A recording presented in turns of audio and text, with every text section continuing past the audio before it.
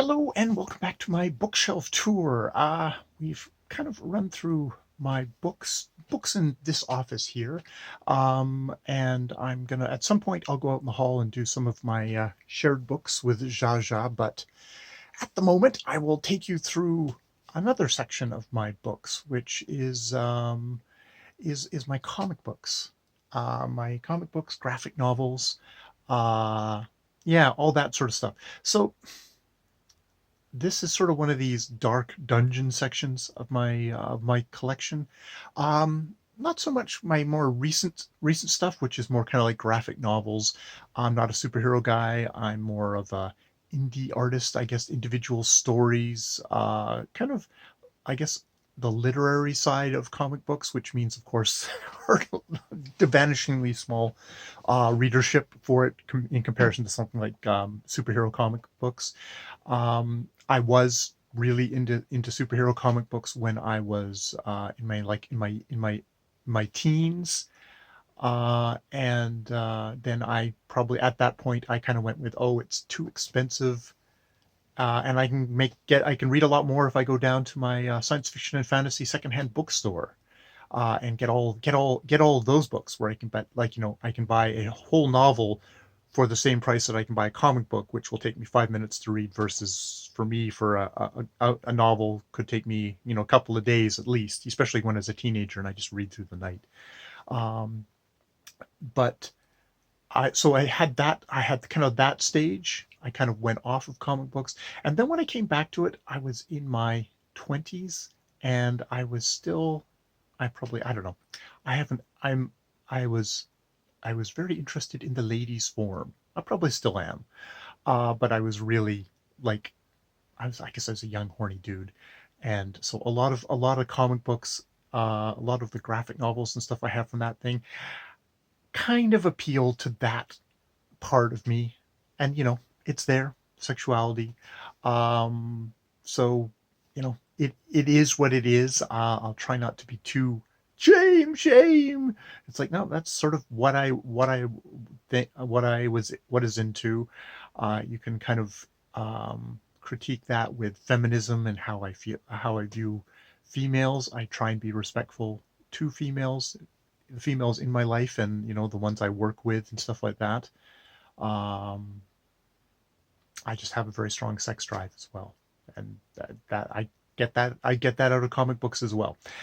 So with that scary bracing talk out of the way, let's start off with just some makeys, which are got nothing to do with that. 20 Millionaire, and they are comic strips about an uh, alcoholic raven crow, and ape, and their travels, much of it on shipboard, much of it scatological, much of it very gross, but with amazing, like, sailing ships and stuff like that. Beautiful scrimshaws. I have a bunch of collections of those. They are the pre-millennial makeys. They're all done in this sort of the 4 panel thing, and done up in super large stuff. So you get a regular book. Those are fun.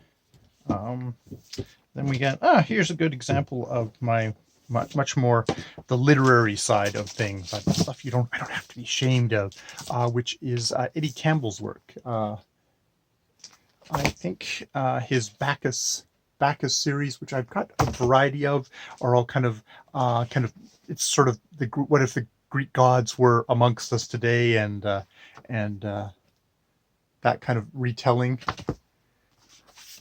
Mortalities and Forever.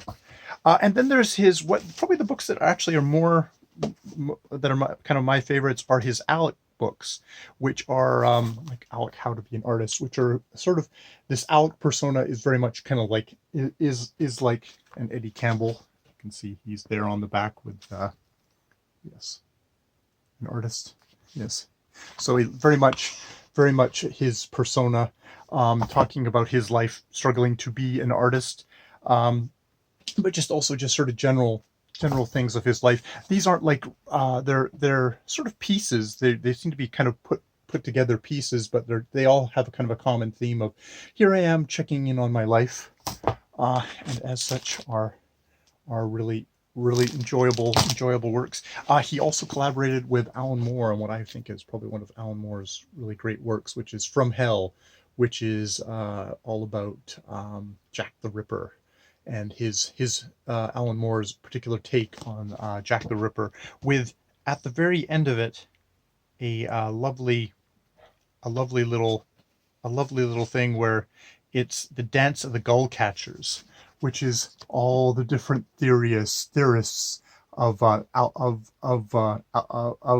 the Ripper, and everybody's got a different theory, and here they are all dancing together in one great swoop and trying to kind of describing all the various different theories and all the very different people behind those theories. So yeah, that's a really good book of his. I got some Chester Brown. Chester Brown kind of toes that line. The Playboy is actually probably a very good work to unfortunately about myself and about my own sexuality. It's a book about a guy who finds a Playboy. I think he finds it in the field somewhere.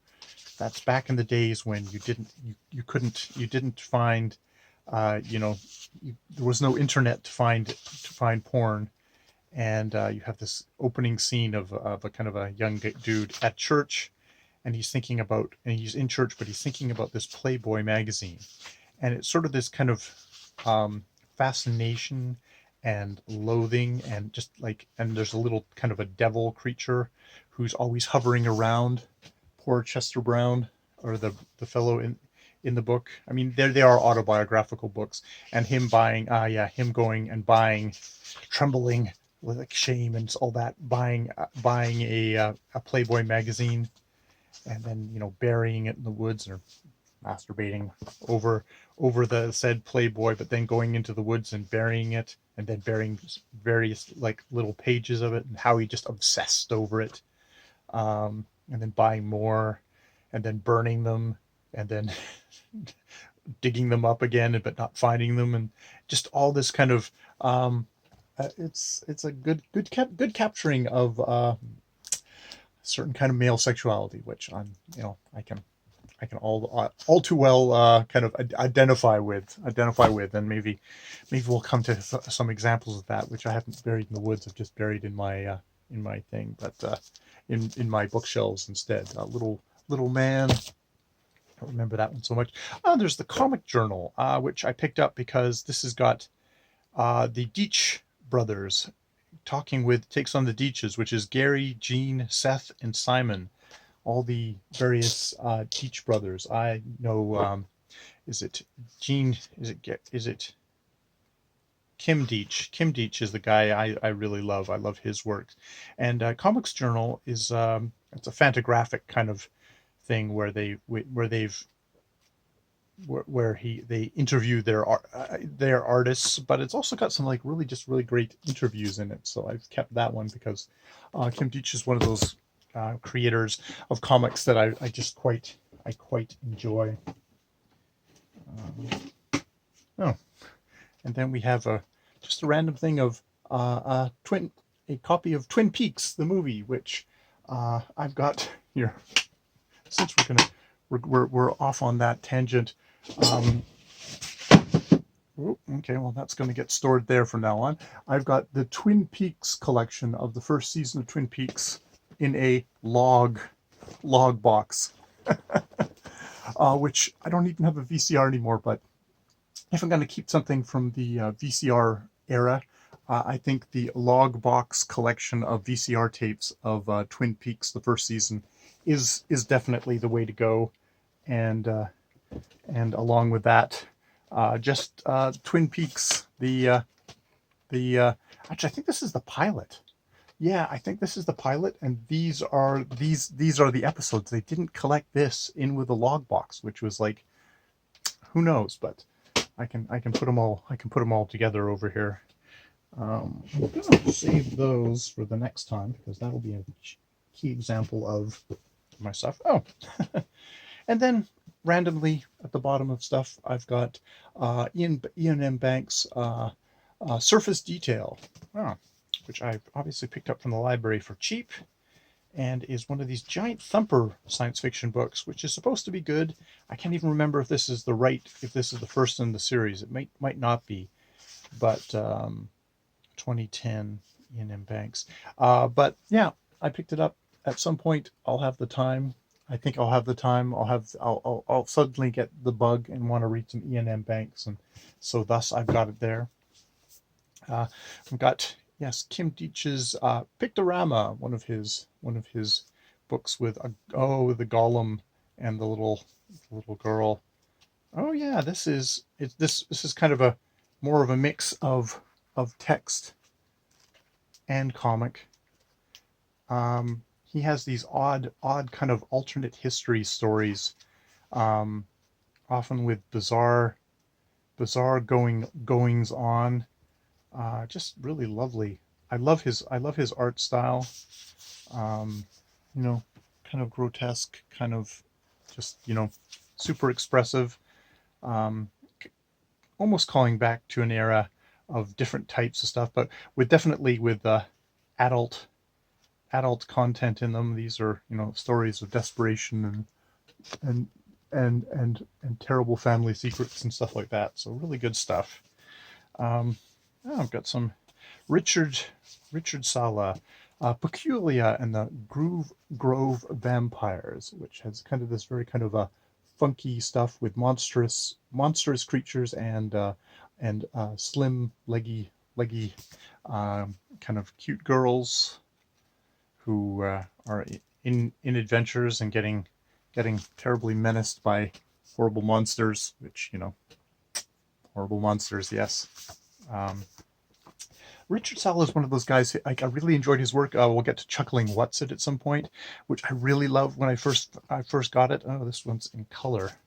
More of his Sala girls. But his stories got a little samey, so they were. I had to take a break from them just because it seemed to be just sort of the same kind of story over and over again, which got a little tedious. Even though he definitely does some beautiful work, both in color and in black and white with like spooky girls. Yeah, definitely somebody who's very interested in young ladies in peril. Kind of a Nancy Drew, kind of a exploitation horror kind of stuff. Ooh, and then we have got a really interesting Junko Mizuno's work, which is a Japanese artist. She is a Japanese artist, and her work is sort of psychedelic, kind of cute girl, very kind of feminine, sex obsessed, which it's nice to have amongst all my male sex obsessed, at least what I see as sex obsessed things. But I don't think I get as much of a exposure to kind of art stuff. Maybe some European stuff, which I have to say I don't quite connect with. Maybe because they use a little bit too much of a realistic kind of flavor for me a lot of times. And then, but I really find her stuff quite amazing and just gorgeous. I even like the kind of the sepia tones. Gorgeous work. That's a double of that. And a little bit more.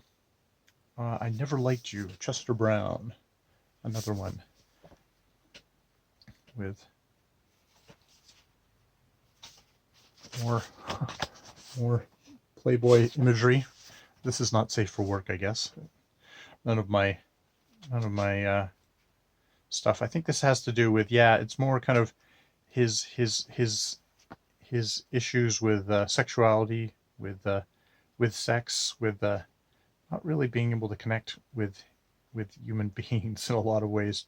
Chester Brown is definitely one of those odd fellows, which is probably why I appreciate him so much. Just that awkwardness and just that, little bit sense of failure, which resonates. And here we'll end with, yeah, see, this is me. I think a part of where I also got exposed to cartoons was through my father's porn collection. He had giant chest of pornography downstairs, down in the basement, which of course as a kid I immediately ferreted out, and a lot of that had 50s and 60s pinup kind of joke cart comics in it, and sometimes I think I my sexuality was maybe more formed by then than the pictures of the naked ladies in the, just the pictures of the naked ladies. It was the it was all the cartoons of naked ladies, because that's in there. So it's the voluptuous ladies in hilarious situations, which I have to think of um what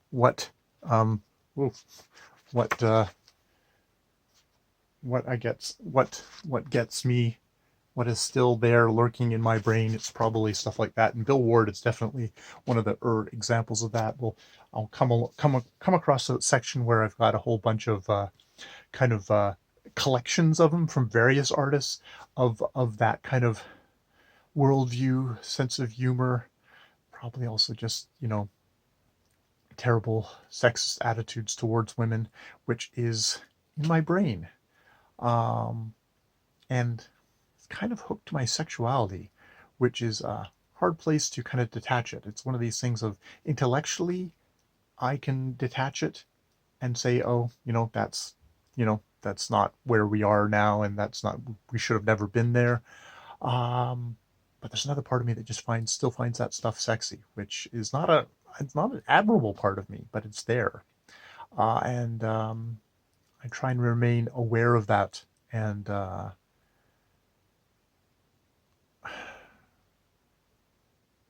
I'm okay about that being a part of my imaginative world. I just don't. I don't. It's just not something I would. It's not something I would want to ever let seep out into my actual worldly interactions, except in consensual ways between me and a consenting partner, which is what I do have. We have our own negotiations, which I won't go into here. All right, so yeah, that's my first comic book shelf tour. I'll just call it a bookshelf tour, so we can continue the numbering. It can get buried within all this stuff, and I will see you later. All right.